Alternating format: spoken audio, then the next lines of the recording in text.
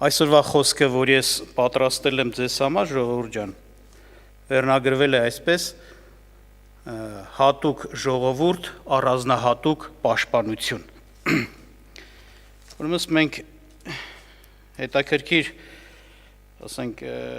բաներ ենք նկատում, տեսնում Սուրբ գրքից, կապված մեր Տեր Հիսուս Քրիստոսի երկրորդ գալուստի հետ։ Մինչև մեր Տեր Հիսուս Քրիստոսը երկրորդ անգամ աշխարհ կգա, երկրի վրա կարևոր նշանակալից իրադարձություններ են կատարվում,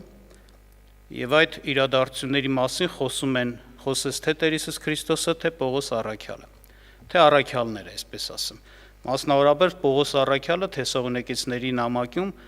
նրանց ներկայացնում է, թե ինչպես պիտի լինի Քրիստոսի գալուստը եւ Քրիստոսի գալուստով ինչ պիտի կատարվի, որ Քրիստոսով ննջածները պիտի հարություն առնեն, իսկ կենդանիները պիտի վերափոխվեն եւ Քրիստոսին միանան եւ Քրիստոսի հետ պիտի թագավորեն։ Բայց նաեւ ներկայացնում է, որ երկրի վրա, ասենք, այն իրադարձությունները, որոնք կնախանշեն Տիրոջ գալուստը, եւ ես ուզում եմ առաջի Թեսաղոնիկեցիս 5-րդ գլխից մի հատված կարդամ, 5:1-5։ Բայց այն ժամերի եւ ժամանակների համար եղբայրք պետք չունի գրել ձեզ, որովհետև դու ինքներդ հաստատ գիտեք, թե Տիրոջ օրը ինչպես գիշերվա գող այնպես կհասնե։ Վասնզի երբ որ կասեն, թե խաղաղություն եւ ապահովություն է, այն ժամանակ հանկարծակի կհասնե նրանց վրա կորուստը, ինչպես ցավը հղիի վրա, եւ նրանք չեն պրծնի։ Իսկ դուք եղբայր խավարումը չեք, որ այն օրը գողի պես ձեր վրա հասնե։ Դուք ամենքդ լուսի որդիներ եք եւ ցերեկի որդիկ, գիշերինը չեք եւ ոչ խավարինը։ Ուրեմն տեսնում ենք ներկայացնում է Պողոս առաքյալը, որ Տիրոջ գալուստը շատերի համար կլինի հանկարծակի եւ անսպասելի եւ բայց իր ժողովրդի համար ասում է, դուք գիշերի ասենց խավարի որդիներ չեք, այլ ցերեկի լույսի որդիներ։ Իսկ եթե մարդը լույսի մեջ է, լույսի առանձնահատկությունը կայանում է նրանում, որ ամեն բան բացահայտում է, ամեն բան պարզ է անում եւ ամեն բան հասկանալի է դարձնում, այսպես է։ Խավարի մեջ գնացողը չգիտի ինչ է կատարում իր շրջապատում, հաջորդ վայրկյանում կամ հաջորդ քայլի մեջ ինչ իր հետ կպատահի, եւ նրա հետ կապվածը խավարի մեջ գնացողի համար ինչ որ լինում է հանկարծակի կարող է լինել։ Հանկարծակի կարող է սայթակել, ընկնել փոսը, հարվածվել եւ այլը։ Բայց լույսի մեջ գնացողը ամեն բան գիտի, տեսնում է։ Եվ Պողոս ասում է, որ մենք լույսի որդիներ ենք, այսինքն մեր համար դա,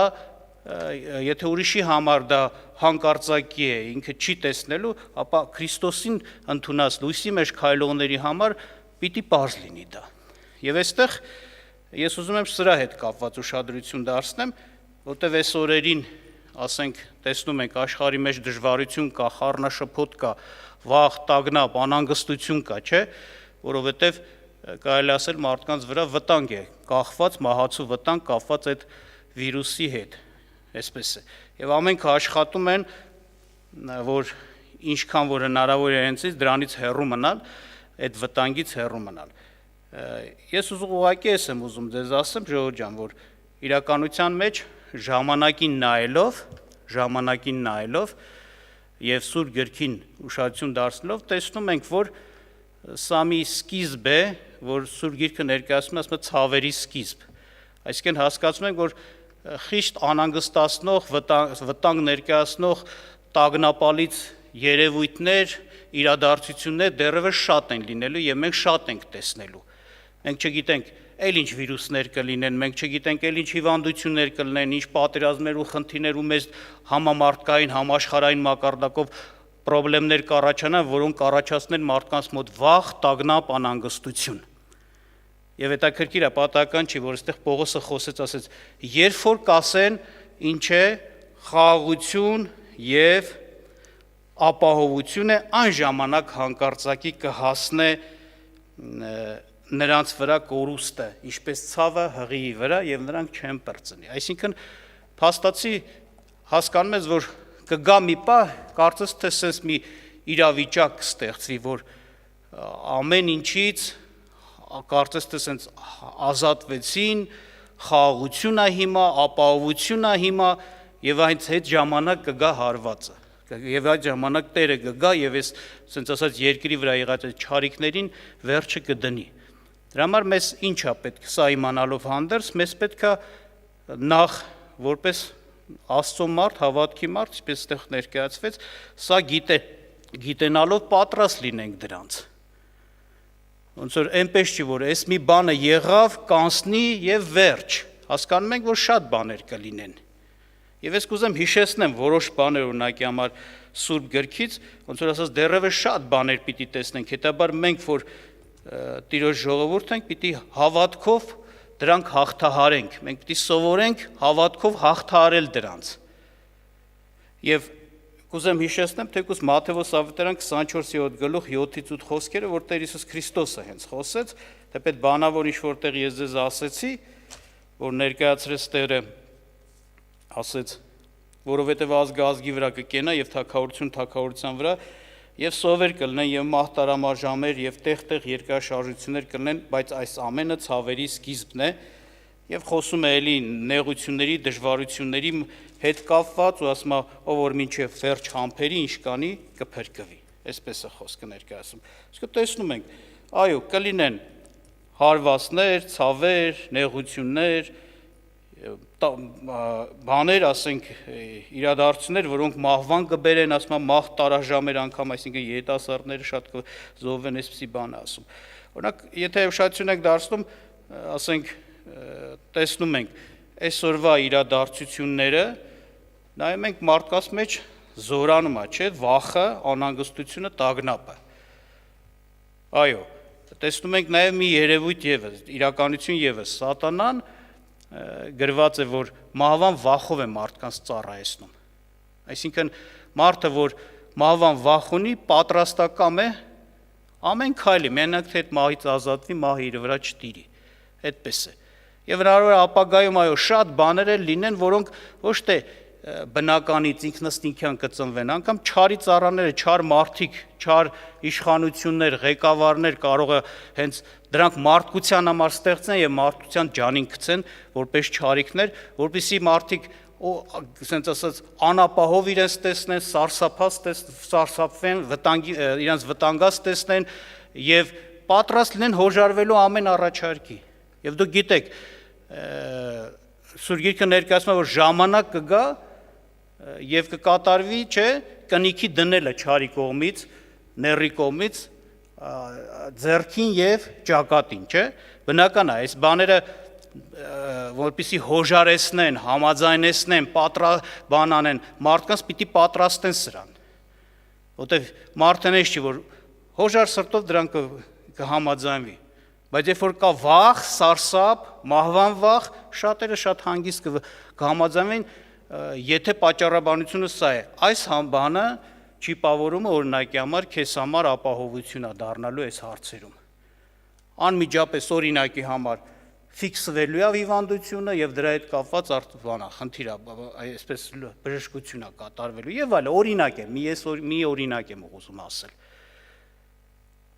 Այսինքն կարող են դրանք անգամ լինել հենց այդպես, չարի կողմից ռազմավարական գործողություն, որպեսզի մարդկանց սրտերը պատրաստի վախի պատճառով հոժարվելու իրանց հետ, ընդունելու սենց ճիպավորումը, ընդունելու երկրպագությունը չարին։ Եվ դրա համար սենց ասած նրա զենքը, ռազմավարությունը վախն է, տագնապն է։ Բայց նաև տեսնում ենք Սուրբ Գրքից մի եւս բաներ, որ ասենք հայտնության թուղթը ներկայացնում է, որ այո, երկրի վրա հարվածներ են գալու, եւ կուզեմ կարդամ այստեղ 6:7-ից ասում է. Եվ երբ որ 4-րդ կնիքը բացվեցավ, 4-րդ կենդանու ձայնը լսեցի, որ ասում էր. «Եկ եւ տես», եւ տեսա, եւ ահա մի դեղնականաչ ձի, եւ նրա վրա նստողը անունը Մահ եւ դժոխքը գնում էր նրա ետևից։ Եվ իշխանություն տրվեցավ նրանց աշխարհի 4 բաժնի վրա, սրով, սովով եւ մահով եւ երկրի գազաններով սպանել։ Տեսնում եք, ասում է, տեսնում եք մեծ չարիքներ, հարվածներ, որ տարբեր կերպ ուղղված սուր, սով, մահ, երկրի գազան, տարբեր տեսակ բաներ եւ ասում է ինչ եղավ որ աշխարհի 4-րդ բաժնի վրա դա լինի, այսինքն այսքան մեծ բաներ այդ հարվածներից մեծ վնասներ կան 4-րդ բաժնի հետ կապված եւ ուրիշտեղ 9-րդ գլուխ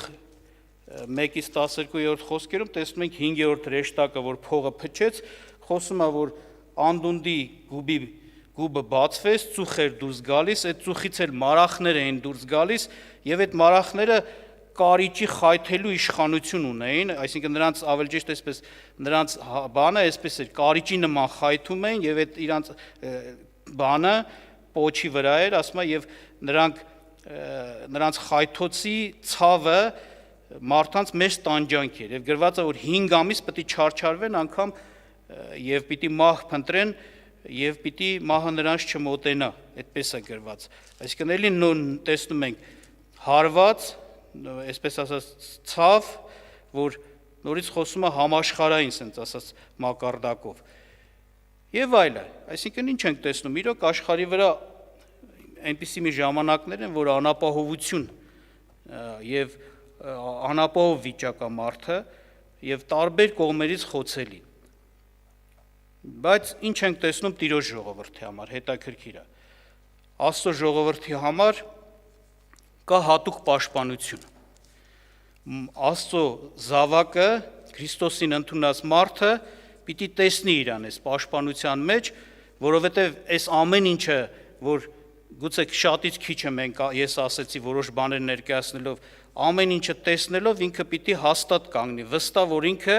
ապահովության մեջ է, Աստծո պաշտպանության մեջ է։ Եվ հենց թեկուզ այդ օրերի համար հետաքրքիր է ներկայացնում Սուրբ Գիրքը Հայտնության 7-րդ գլխում խոսում է 1-3-ում ասում է եւ սրանից հետո տեսա 4 հրեշտակներ կանգնած երկրի 4 անկյուններում եւ երկրի 4 քամին բռնած որ քամին չփչե երկրի վրա եւ ոչ էլ ծովի վրա եւ ոչ էլ մի ծառի վրա եւ մեկ ուրիշ հրեշտակ տեսա որ դուրս էր գալիս արևելքից եւ կենթանի Աստծո կնիք ուներ եւ մեծ ձայնով աղաղակեց այն 4 հրեշտակներին որոնց իշխանություն տրվեցավ երկրի եւ ծովը վնասելու եւ ասում էր վնաս մի տակ ոչ երկրին ոչ ծովին ոչ ծառերին մինչեւ որ Աստծո ծառաների վրա կնիք դնեք նրանց ճակատներում եւ խոսում է որ այդ Աստծո ծառաների վրա կնիք դնելը ոնց որ ասած նշանն է որ Աստված իր ծառաների վրա դնելով հաստատում է որ սրանք իմն են եւ նրանք պաշտպանված են լինելու ամեն տեսակ հարվածներից որ վերջի ժամանակներին պիտի գա երկրի վրա այդպես է իրականության մեջ Սուրբ Գիրքը մեզ հետաքրքիր բան է ներկայացնում մեր կարգավիճակը ով ենք մենք Աստծո առաջին տեսնում ենք որ Սուրբ Գիրքը ներկայացնում է որ մենք հատուկ ժողովուրդ ենք այս աշխարհից ընտրված առանձնացված Աստծո համար եւ լինելով հատուկ Աստծո համար ժողովուրդ, Աստծո տուն, Աստծո ընտանիք, Քրիստոսի եկեղեցի, նաեւ հատուկ պաշտպանության ներքո ենք, հատուկ ծրագրի տակ, այսպես է ասում Սուրբ։ Ես կուզեմ կարդամ Առաջի Պետրոս 2-րդ գլուխ 9-ից 10 խոսքերը, որ Պետրոս առաքյալը ներկայացնում է ով ենք մենք Քրիստոսին ընդունած ժողովուրդս։ Եվ այսպես է ասում. Բայց դուք ընտիր ազգ եք, թագավորական քահանայություն, սուրբ ազգ, սեփական ժողովուրդ, որ քարոզեք նրա առաքինությունները, որ ձեզ խավարից կանչեց իր զարմանալի լույսի մեջ։ Տեսեք ոնց է ներկայացված։ Ընտիր ազգ, ընտրված, այսինքն, սուրբ ազգ, այսինքն առանձնացված հատուկ Աստծո համար, Աստծո սեփական ժողովուրդ, հատուկ նպատակի համար կանչված։ Ինչպես եղավ, ոնց եղավ, որ մենք դառանք այդպիսին, որ մեր արժանինքների համար մենք հասկանում ենք, որ դա միայն Քրիստոսի պատճառով է, Քրիստոսի անունի պատճառով է, Քրիստոսն է ընտիրը, մեծը, բարձրը, եւ Քրիստոսին ընդունելու պատճառով մենք էլ դառնում ենք ընտիրը, առանձնացվածը, հատուկը, եւ մենք հենց Քրիստոսի անունի մեծության պատճառով այսպիսի մեծ պատվի ենք առանձնանում, մեծ դիրքի, մեծ կոչումի եւ սրա պատճառով նաեւ հատուկ ու առանձնահատուկ վերաբերմունքի ենք առանձնանում։ Հատուկ ու առանձնահատուկ պաշտպանության, սա մի ժողովուրդ է, որի Տերը Աստված է, որի վրա Աստծո անունն է կանչված, Քրիստոսի անունն է կանչված, Քրիստոսը ճանաչում է նրանց որպես իր սեփականությունը եւ Քրիստոսի անունի թասիբի նախանձավորությամբ էլ, ասենք ասած, նրանք պաշտպանված են։ Շատ տեղերում տեսնում եք Տերը ասում է իմ անունի համար պիտի անեմ, որովհետև իմ անունը ձեր վրա է կանչված, ես պիտի այսպես անեմ, եւ խոսում է օրհնությունների, պաշտպանությունների մասին։ Այո, ժողովուրդ ջան, մենք շատ բաներ դեռևս կտեսնենք, շատ մեծ, ասենց ասած, ինչպես ներկայացվեց, համաշխարհային մակարդակով չարիքներ կգան մարդկության վրա, դա այդպես է, նաև Սուրբ Գիրքն է զգուշացնում, եւ որպես լույսի որդներ լինելով, իմանալով հանդերձ մենք պիտի նաև սա իմանանք։ Մենք Աստծուց հատուկ պաշտպանված ժողովուրդ ենք։ Եվ ես ուզում եմ ներկայացնել, կարդամ ձեզ համար Եսայի 43-րդ գլուխը, 1-7 համարները։ Եվ հիմա այսպես է ասում Տերը. Քո ստեղծողը ով Հակոբ եւ քո արարիչը ով Իսրայել։ Մի վախենա, որովհետեւ ես քեզ փրկել եմ։ Քո անունով կանչել եմ, թե դու իմն ես։ Երբ որ ջրերից անցնես, ես քեզ հետ եմ։ Եվ եթե գետերովը, նրանք քեզ չեն ողողի։ Երբ որ գնաս կրակի միջով, չես այրվի։ Եվ բոցը քեզ պիտի չվառե, որովհետև ես Տերս քո Աստվածն եմ, Իսրայելի Սուրբս քո փրկիչն եմ։ Ես Եգիպտոսը քեզ տեղ փրկանք եմ տվել, եւ Եթովպիան ու Սաբան քեզ տեղ փոխարեն, որովհետև իմ աշկին պատվական երևցար, պատիվ գտար, եւ ես քեզ սիրեցի, եւ քո փոխարեն մարդ պիտի տամ, եւ ժողովուրդներ քո հոգիի փոխարեն։ Մի վախենար, որովհետև ես քեզ հետ եմ։ Քո սրունդը արևելքից եմ բերելու եւ արևմուտքից եմ ժողվելու քեզ։ Ասելու եմ հյուսիսին տուր եւ հարավին մի արգելիր։ Բեր իմ որդիներին հեռվից եւ իմ աղջիկներին երկրի ծայրից։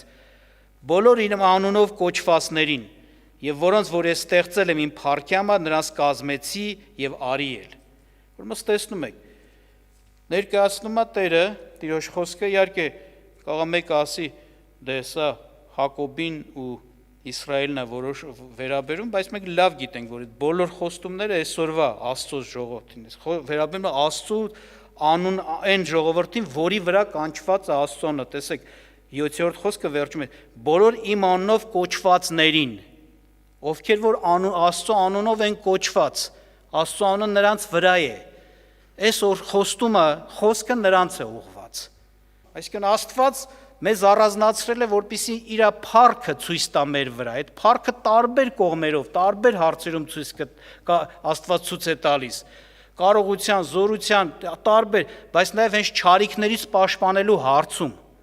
Տեսեք ինչպես խոսեց Տերը, հենց սկզբից նորից հիշեցնում եմ։ Նա խոսեց, որ ես քեզ փրկել եմ, կանչել եմ, դու իմն ես, ու սենց է լինելու։ Որտեղ էլ գնաս, ես քո հետ եմ։ Ինչի միջով էլ անցնես, ես քո հետ եմ։ Ջրերով անցնես, ասում է, ես քեզ հետ եմ։ Գետերով նրանք քեզ չեն ողողի, այսինքն քեզ պաշտպանելու եմ այդ ամեն բաներից։ Կրակի միջով գնաս, քեզ չի այրի բոցը, վնաս չի տա։ Փառք Աստծուն սրա համար։ Այսինքն նրանք, ովքեր որ Քրիստոսի Աստծո անունով կոչված ժողովուրդ են, այս պաշտպանության տակ են, խոստացված։ Աստված որոշել է այդ ժողովրդի միջոցով ցույց տա իր փառքը։ Նույն հարվածը կգա, ուրիշները կընկնեն, դու չես ընկնի։ Ուրիշը կմտնի ջրերի մեջ, վնաս քաշի, դու ջրերով կանցնես։ Ու ասես սիմվոլիկ եմ ասում, ինչպես էստեղ է գրված։ Կրակ կգա, քեզ ոչինչ չի անի։ Ուրեմն Աստված թող մեզ օրհնի, որ մենք իրոք ճանաչենք մեր հատուկ լինելը Աստծո առաջին, բայց նաև չպարտանանք եւ հատուկ մեր պաշտպանությունը, մեր չպարտանանք, որովհետեւ դա ոչ թե մեր գործերից եղավ, մեր լավ լինելուց, մեր ասենց ասած լավ կյանքից ու ընթացքից, այլ դա մեր Տեր Հիսուս Քրիստոսի պատճառով եղավ։ Աստծո անունի պատճառով եղավ։ Քրիստոսի պատճառով մենք անունի պատճառով այս օրհնությունները մերն են, մեր բաժինն է, փառք Տիրոջը սրա համար։ Եվ հետաքրքիր է, ասենք, տեսնում ենք, որ իրականության մեջ կան էլ օրինակներ, որ Աստված հենց այդպես էլ ինչպես որ խոսել է, տենց էլ ուղղակի տենց վարվել է։ Որ ասում է բոցերը կրակով կանցնես, քեզ բան չի կպնի, հիշում եք, չէ՞, Միսակի Սեդրակի Աբեդնակովի օրինակը Դանիելի մարգարեությունում։ նրանց հետ կատարվածը։ Նրանք էլ Աստծուն ընդունած, Աստծուն հավատարիմ մարդիկ էին եւ չկամեցան, որպիսի երկրպագություն տան Նաբուգոդոնոսորին, թեկուզ պատրաստված հնոց կար եւ որոշված էր այդպիսիներին, որ նրա կուրքին չխոնարհվողին, ասենց այրել։ Բայց տեսնում ենք ինչ եղավ, նրանք գցվեցին թեկուզ հնոցի մեջ, կրակի մեջ։ Նրանք ովքեր նրանց տարել էին գցելու կրակը այնքան ուժեղ են, այդ տանողներին այրեց, բայց նրանք անձամբ ընկնելով այդ հնոցի մեջ չայրվեցին, Աստված նրանց պահեց, Տերը նրանց պահեց։ Եվ երևաց Աստծո փառքը։ Եվ իրոք ստեղ որ ասում է, նրանց արեցի էլ իմ ինչ փառքի համար, այսինքն Տերը առանձնացրել է, որպեսզի իր փառքը ցույց տա։ Որպեսզի երևա Աստված նրանց Տերն է, հնարավոր չէր առանց Աստծո այս բաները, եւ նրանց պաշտված Աստվածը փառավորվի, ինչպես որ հենց այդ ժամանակ փառավորվեց Միսակի, Սեդրակի, Աբեդնագովի պաշտված Աստվածը, ճշմարիտ Աստվածը։ Դանիելի հիշենք թեկուզ, չէ՞, Աստծո մարդ Դանիելին։ Տարան գցեցին այրուսների գումբը, նա անիրավություն չէր արել, դրա համար պատճառ չկար։ Մի անմիտ հրամանի պատճառով։ Բայց Աստված պահեց նրան այդ կենթաններից։